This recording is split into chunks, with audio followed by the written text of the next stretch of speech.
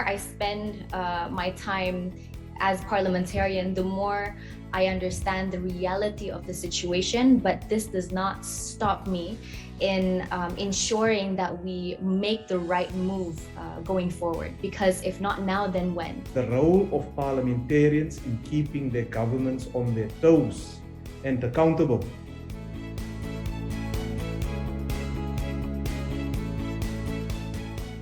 You are at the front line of policy making, and it is through you that we get a better appreciation of the on-the-ground realities. You can count on me and all my colleagues at ISC to strengthen the dialogue, to strengthen the work that we are doing with you, parliamentarians, because without you, we cannot transform a society.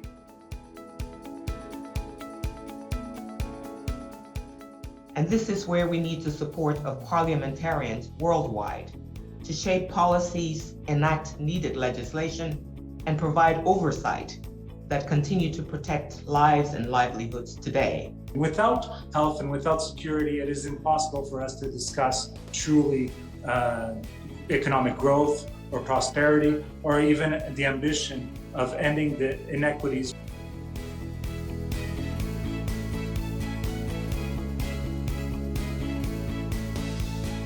You have a critical role to play in fighting climate change because you have the legislative power to put your countries on the pathway to reach Paris alignment.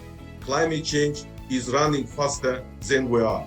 Parliamentarians have an opportunity and constitutional responsibility to play a significant role in supporting and monitoring implementation of the Sustainable Development Goals.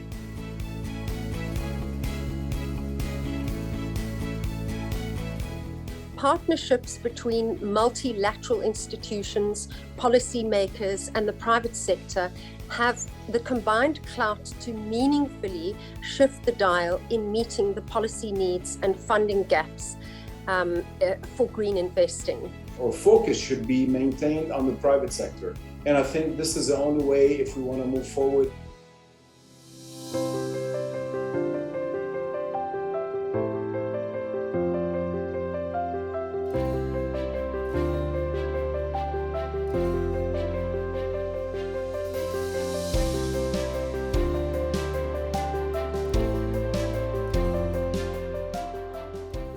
Parliamentarians play a particularly important role in the work of the WTO.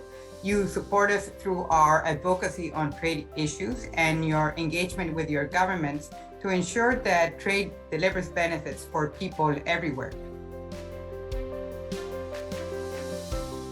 Multilaterals as government-owned organizations, I think, are uniquely positioned to serve their member country governments as trusted advisors in ways that firms like JP Morgan could only hope to achieve.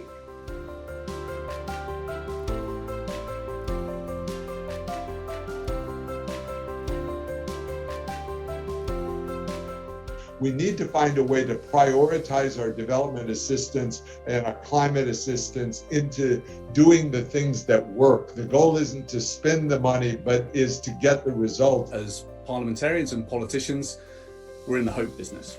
So when we take a step back and we look at the amount of vaccine that we have available in the world, when we look at the investment and we see how much investment there is available in the world, it's pretty clear to us that we have both the remedies and the riches to make the jump from the pandemic to the Paris Agreement.